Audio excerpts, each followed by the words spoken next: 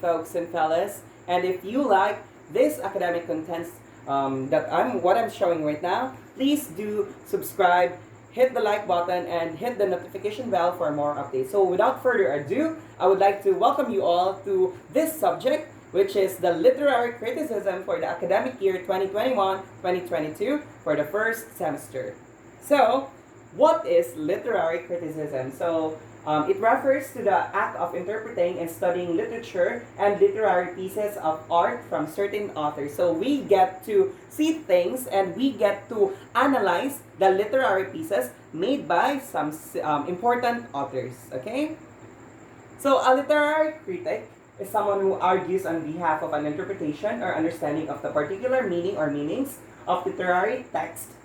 The task of a literary critic is to analyze literary text in terms of aesthetic as well as social, political, and cultural statements and suggestions. At the end of this subject, at the end of this semester, what I'm aiming is for you guys to be literary critics on your own, and I hope you get to learn things from this subject as well. Literary criticism is the comparison, analysis, interpretation, and or evaluation of works of literature. Literary criticism is essentially an opinion supported by evidence relating to theme, style, setting, or historical or political context. It means you're getting the gist, or you're analyzing, you're dissecting literary piece in your own opinion, supported by your evidence or proofs. The critic's specific purpose may be to make a value judgment on a work, to explain his or her interpretation of the work, or to provide other readers with relevant historical or biographical information.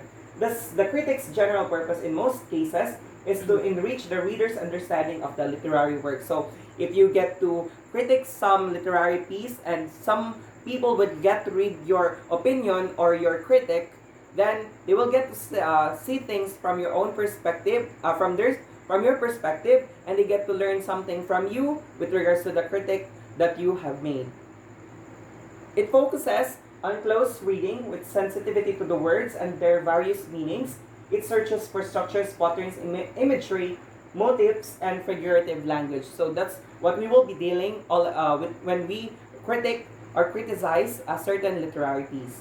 Next, the task of a literary critic is to explain and attempt to reach a critical understanding of what literary texts mean in terms of their styles and genre. It also involves analyzing, interpreting, and assessing a piece of literature or an author's entire body of work. So, tips on literary criticism. Literary analysis does not need to be nerve-wracking or time-consuming. There are tips that are very useful with regards to literary criticism. So, we will get to have tips, and I will give you some tips on how to properly criticize a literary piece of work so that you will not have some problems along the way or struggles along the way.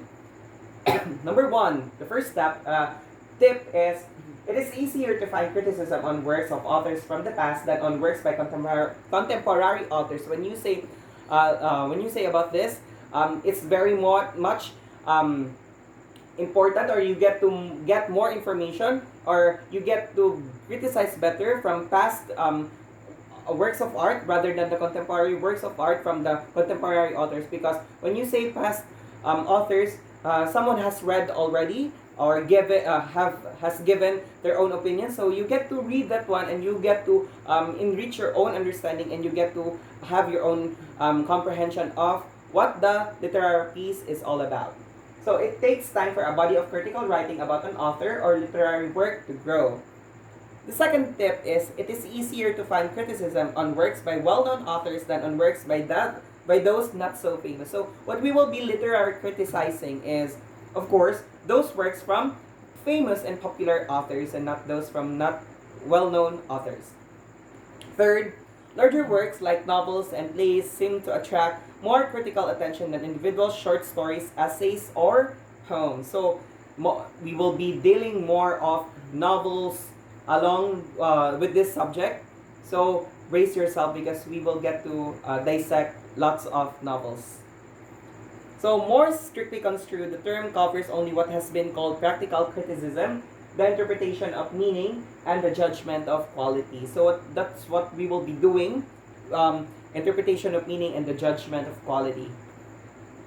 Criticism in this narrow sense can be distinguished not only from aesthetic, the philosophy of artistic value, but also from other matters that may concern the students of literature, biographical questions, bibliography, historical knowledge, sources and influences, and problems of method. So functions. So the functions of literary criticism vary widely, ranging from the reviewing of books as they are published to systematic theoretical discussion. One of criticism's primary function is to express the shifts in sensibility that makes such revaluations possible. So the minimal condition for such new appraisal is, of course, that the original text survives. So whether we literary criticize something, let us still honor the original piece. What we will be doing is that we will get to get your own